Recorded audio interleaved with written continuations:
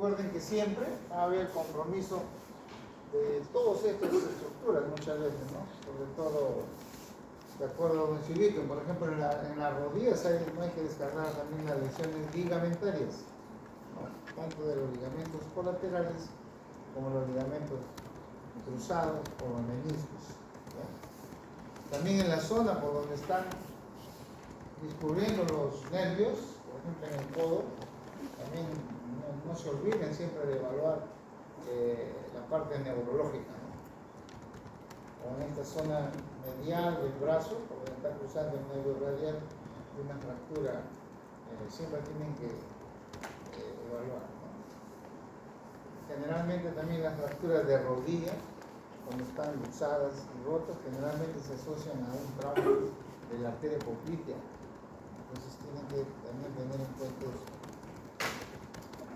Bueno, como ustedes saben, el fenómeno de enfermedad ha venido cambiando de acuerdo a la historia, ¿no? Muchos creían que era un castigo de Dios, ¿no? Otros, como ahora algunos grupos todavía piensan que son hechos de brujería y tantas cosas, ¿no? Pero aquí tenemos a Hipócrates, que él iba comenzando a desterrar esta creencia, ¿no? Sino que tenía que haber una relación entre un agente causal y la enfermedad, ¿no?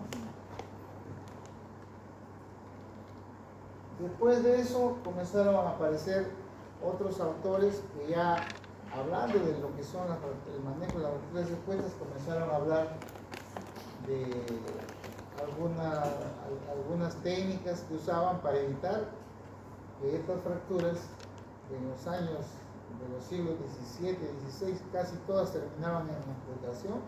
Ahora no, ahora la recuperamos, ¿no? Entonces comenzaron a aparecer los conceptos de antisepsia, reducción, o sea, colocar los fragmentos afrontadas, también la tracción, que ustedes ya han hablado en la clase anterior, la inmovilización con férulas, y los vendajes, ¿no? Los vendajes más que todo con el fin de comprimir y evitar pues, que siga el sangrado, ¿no? Entonces, y así fueron avanzando, ¿no?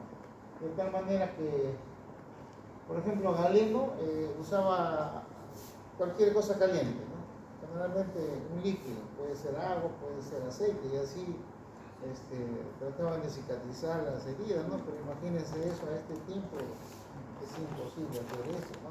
Después también Salermo se opuso a estas teorías de Galeno y bueno, comenzó a hablar del método seco para curar las heridas. El otro hablaba del método líquido, pero con algo caliente, ¿no? Entonces, Ambrosio Paredes ya dio un avance cuando comenzó, en lugar de usar compresión y todo, usar las ligaduras para evitar, ¿no? O el uso también de torniquetes, ¿no? De esa manera se evitaban pues, que las personas mueran por desangramiento o también los vasos, ¿no? Que podían algunas veces ser ligados. Y apareció el concepto de lavar la herida, ¿no? Entonces, aquí Ambrosio Paredes hablaba de que uno de los principales medios para curar unas heridas, como sabemos ahora, es conservarlas limpias, ¿no? Y ahí comenzó a hablar ya de fracturas abiertas o expuestas. Después Leonardo da Vinci, ¿no? Ya comenzaba a hablar un poco del uso de pinzas y ciertas habilidades quirúrgicas. Posteriormente, Joseph Saul fue el que definió, ¿no? De que hacer un buen desbridamiento en una herida aseguraba la curación a futuro, ¿no? de esas heridas en las cuales se asociaban a fracturas. Y así, ¿no? Lister comenzó a hablar ya algunos casos donde él usaba compresas con ácido frénico, ¿no? Y este tratamiento también incluía el desbridamiento y el uso de soluciones antisépticas, que se usan, en principio se usa ahora, ¿no? En el año 1860.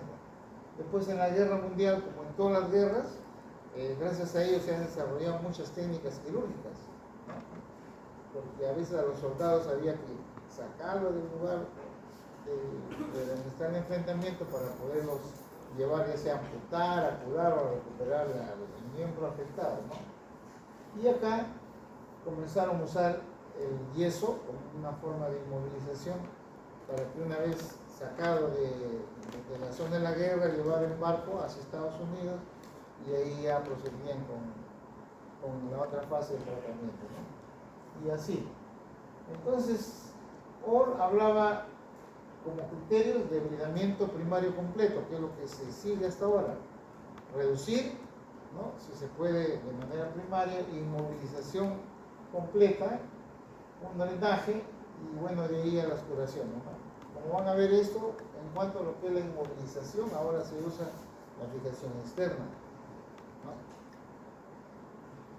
Y aquí apareció luego Hampton, que ya en la Segunda Guerra ya comenzó a usar el concepto de que toda fractura expuesta de inicio nunca debería usarse una fijación interna, porque veía que se infectaba, ¿no? Entonces él dijo que las fijaciones internas deberían hacerse en un segundo tiempo, ¿ya?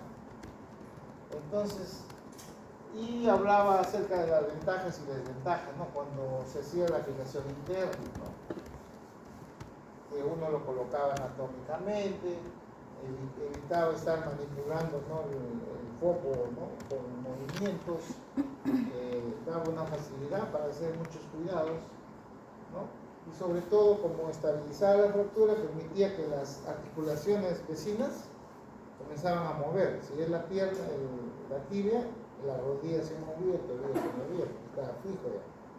Él vio como esas ventajas, ¿no?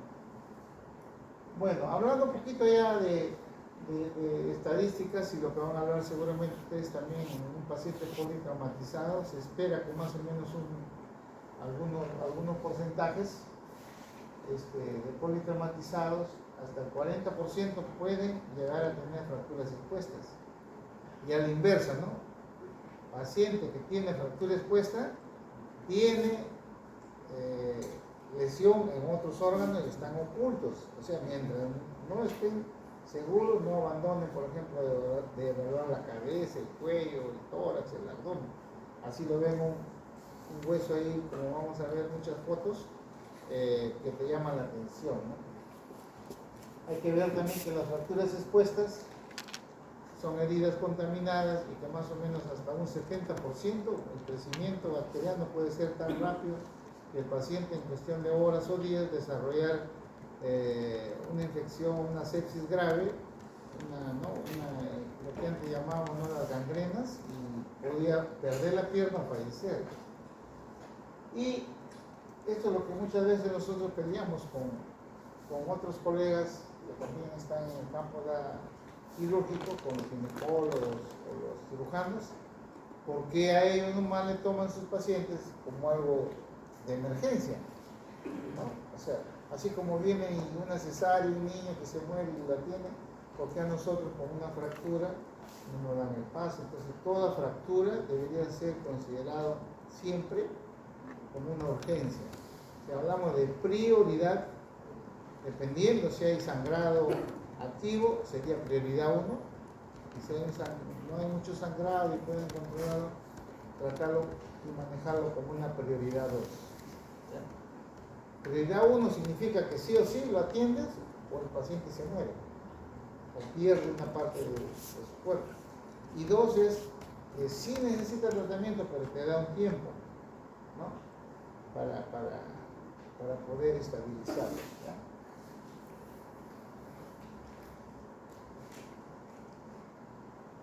Bien, entonces los riesgos de infección van a estar dados de acuerdo a dónde está ubicada el foco de fractura. Generalmente en la piel, como ustedes saben, hay una flora ahí muy mixta, y lo que prevalece muchas veces es el estafilococo, ¿ya?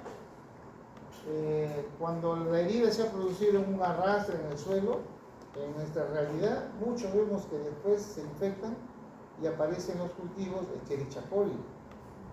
Como ustedes saben, la Escherichia coli es una bacteria gran negativa que está en el tracto digestivo, pero no sabemos cómo se conservan en el medio, que cuando no lo curamos bien, hacemos los cultivos a futuro cuando se infectan y sale cherichacol, ¿ya?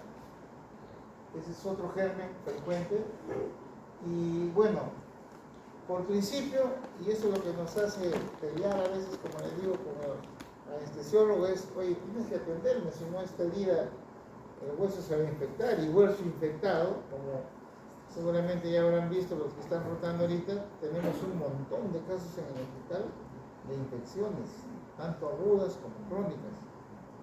¿Por qué? Tal vez por un mal manejo, tal vez por un tiempo inadecuado, ¿no?, de el cual han recibido el tratamiento, ¿ya? Y entonces hay algunos factores que hay que considerar, por ejemplo, para que ustedes puedan tener en cuenta, es cuando el tiempo es más de 6 horas, mejor considérela ya infectada, para que le den importancia. Y si es así, antibióticos, ¿no? La extensión, el compromiso de las partes blandas. Y acá es qué calidad de debridamiento hacemos, ¿no? Muchos dicen, no, ya viene de Bellavista, le han puesto el lidocaína, la han limpiado, pero cuando abrimos acá encontramos adentro paja, hojas, tierra, piedras. Entonces la calidad no es buena. Por eso nosotros siempre dudamos, y así lo veas bonito, bien completito, y lo abrimos. Ya nos ha pasado varias veces, ¿no? Cuando entramos a operar esos hallazgos, o otros se confían y dicen, no, pero está bonito, mejor no lo hago, y después le mandas de alta y viene en 2 semanas con una infección seria, ¿no? Y hablando de infecciones, siempre la zona que más se expone es la pierna, ¿no? Sin embargo, hay otras zonas también como el muslo, el brazo, ¿no?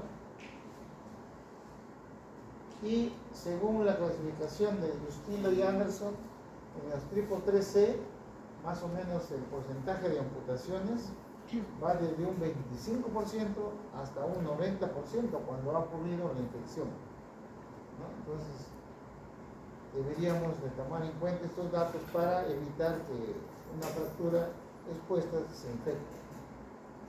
Bueno, entonces, según el mecanismo de la energía que hace que el hueso se exponga, hay 2 tipos, ¿no? Un mecanismo indirecto, en el cual el agente contundente llega de afuera y golpea y rompe. En cambio hay otro que puede ser indirectamente, cuando uno cae, gira, si el hueso rompe acá y por la misma trayectoria de la caída, sale el hueso y se planta en la arena, en la tierra, ¿no? Esos son 2 mecanismos.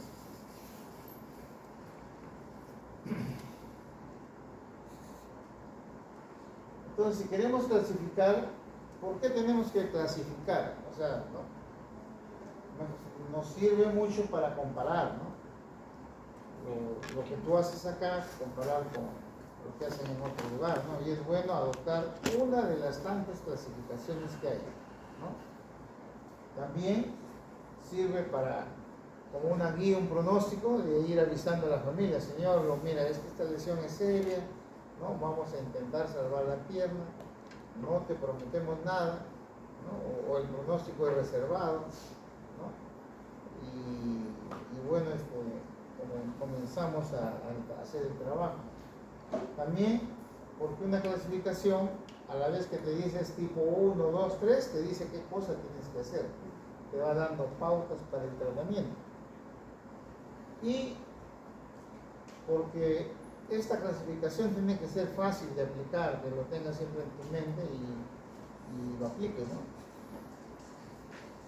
Y la que usamos nosotros para las fracturas expuestas, tenemos la clasificación de Justilo y Anderson, ¿no? Son 2 autores que han trabajado desde hace muchos años, desde el año 1950 y tantos, comenzaron ellos a crear esta clasificación, ¿no? Con algunos defectos que luego lo modificaron, en el año 84 creo que es, y luego eso ha ido agregándose una que otra cosa, que es la que tenemos hasta ahora, ¿no?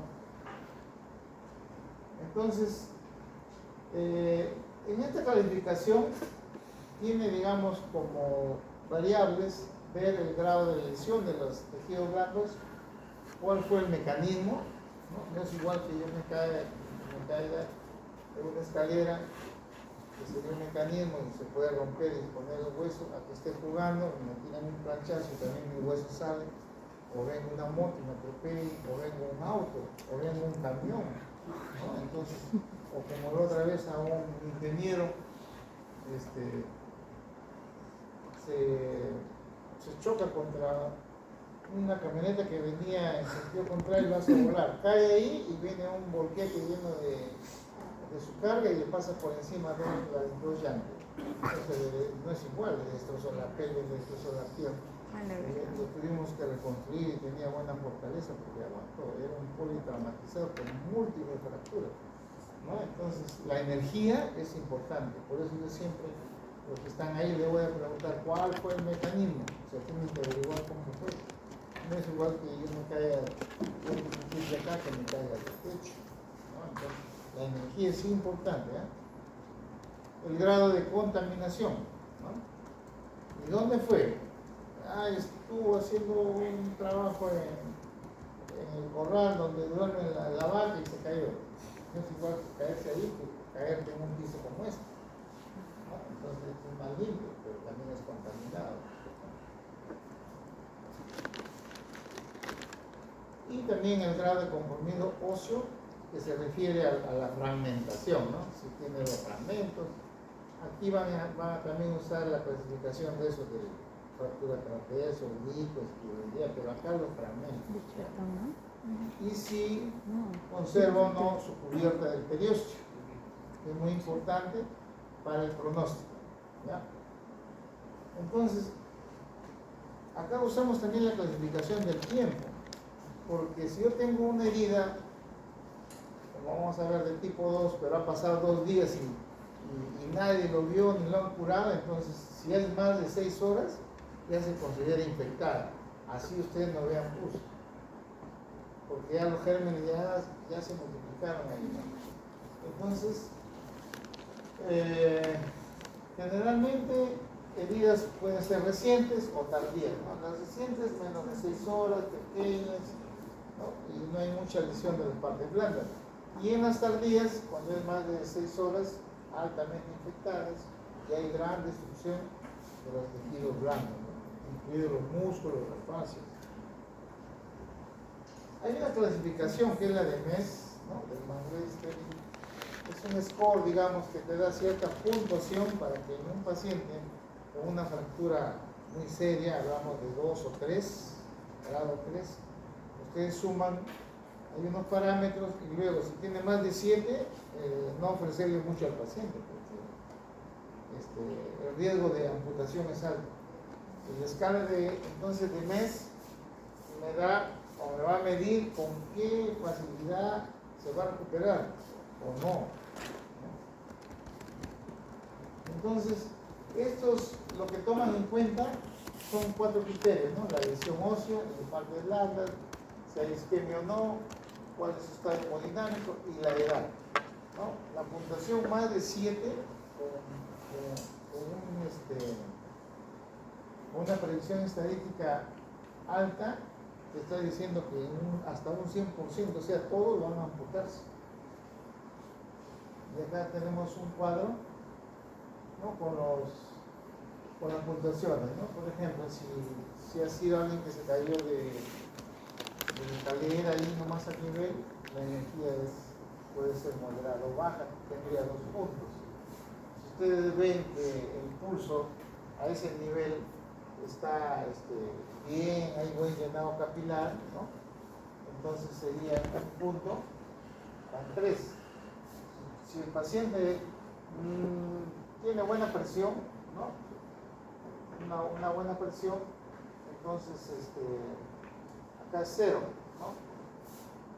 Y si es un joven, 0, entonces quedaría con 3 puntos, o sea, no ha llegado a 7, que es el pronóstico malo, ¿no? A más puntaje es mal pronóstico. Así se trabaja esta escala de MES.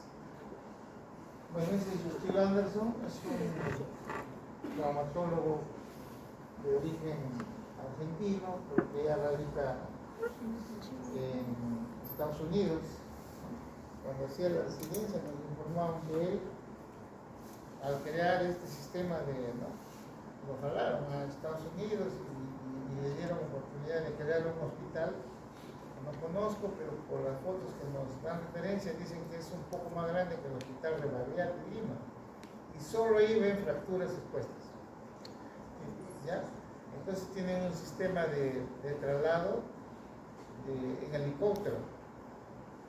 Ocurre un accidente masivo en tal sitio, ponen en helicóptero y ellos ya tienen su esquema de manejo y se recuperan, ¿no? Un buen manejo.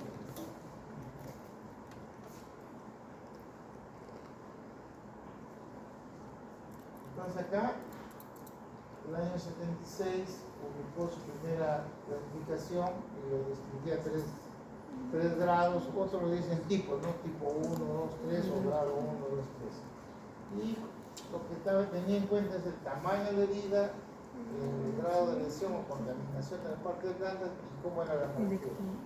Posteriormente, en el año 84, ya subdividieron al tipo 3 en A, B, C. ¿No es D también?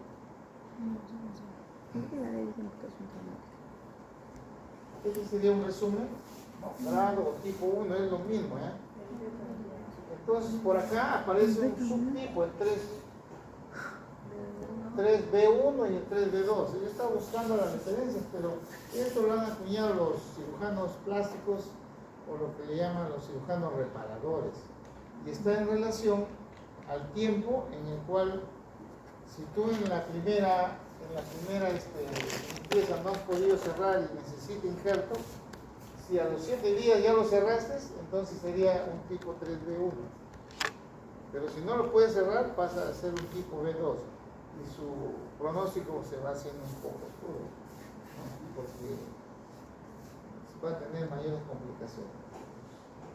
Entonces el grado 1 es una herida así pequeña, es muy frecuente, acá se ve en los niños o en ancianos también en la muñeca, son bien puntiformes, ¿no?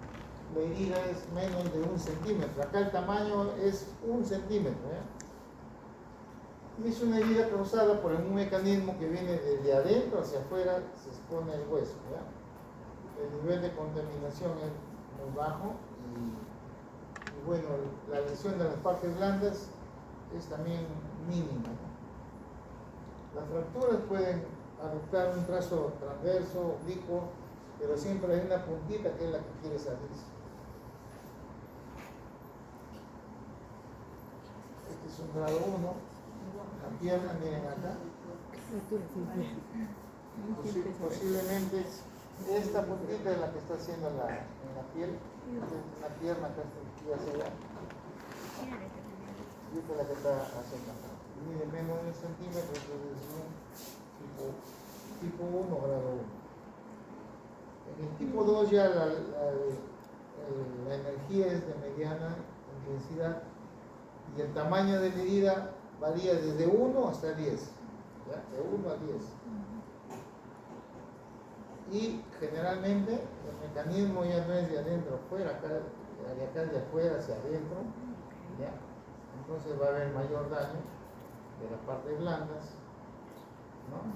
Sin embargo, aún no hay pérdida de músculo ni tampoco de hueso, ¿no? La vasculatura de toda esa zona periférica está conservada y puede haber discreta conminución, como ven acá, varios fragmentos, ¿no? de los huesos afectados. Eso es lo que caracteriza a una fractura expuesta, que como lo van a ver allá los residentes, le dicen guía 3, guía 2, es porque está diciendo el libro y a eso se refiere, ¿no? Es una tipo 2.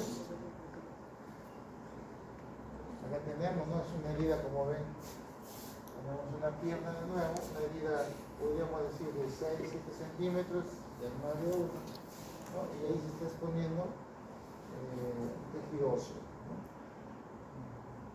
En el grado 3 ya la energía es mucho más alta, una herida mayor de 10, profunda, extensa, hay lesiones, ¿no? de las partes blandas, hay gran contaminación. El periósteo también se ve ahí a veces desgarrado y se ve el hueso, solo hueso, sin periósteo. Puede haber también pérdidas óseas, ¿no?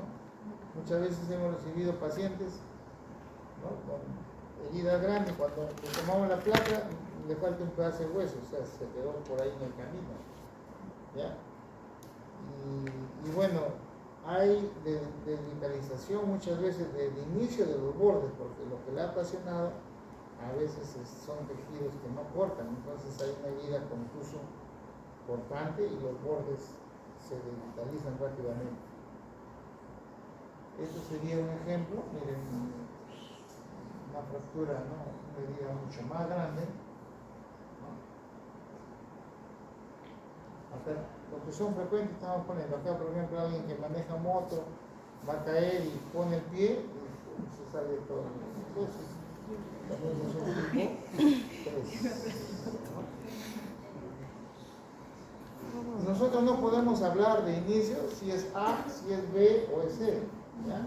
Esta subdivisión la hablamos después que hemos acabado de limpiar. ¿Por qué? Porque muchas veces se ve así una herida grande, la exposición grande, y cuando terminamos lavando, se puede cerrar. Entonces, ha sido un 3A. ¿Ya? O sea, un 3A se cierra. Un 3B va a necesitar injerto o revisar. Y sería un 3B1, B2, conforme ya dije. Y el 3C, eso sí necesita colgajos, ¿no?, mayor lesiones, como vamos a ver ahora. Miren, esta es una fractura por debajo del tejido tibial, ¿no?, donde la gran combinación que hay ha producido pues, lesiones de diferente forma y de los diferentes tejidos que están ahí cercanos a la fractura, ¿no? Generalmente del compartimento anterior, ¿no?, del tibial anterior, todos los extensores, a veces también un poco de los peroneos y muchas veces atrás, ¿no?, hacia los músculos gemelos. ¿No? Acá tenemos un grupo, el grupo 3A, ¿no? La diferencia entre el resto es que después de la limpieza hay cobertura y también hay preservación de su periósteo. Estas sí o sí se van a pegar, ¿no?, siempre y cuando no infecte, por supuesto, ¿no? El 3B, ahí hay discreta pérdida del periósteo, ¿no?, a diferencia del 3A que no hay, y hay exposición ósea también, mayor contaminación, ¿no? Y estas son las que ya comienzan a necesitar cobertura, ¿ya?, con internos, ¿no? Entonces, ¿quiénes fueron que crearon esta subdivisión del 3B1, B2? Fue el Claude Lister, ¿no? Y lo diferencian, como ya les dije al inicio, si durante la primera semana se logra hacer la cobertura, entonces ese 3B se convierte en 1, ¿ya? Y si no se logra, pasa a ser un B2, ¿no? Entonces, esta clasificación fue antes hablada por cirugía plástica, porque todos nuestros pacientes con fracturas tipo 3, generalmente nosotros también lo pasamos al plástico, y ahí ya para que vean si le van a poner un colgajo de músculo o le van a poner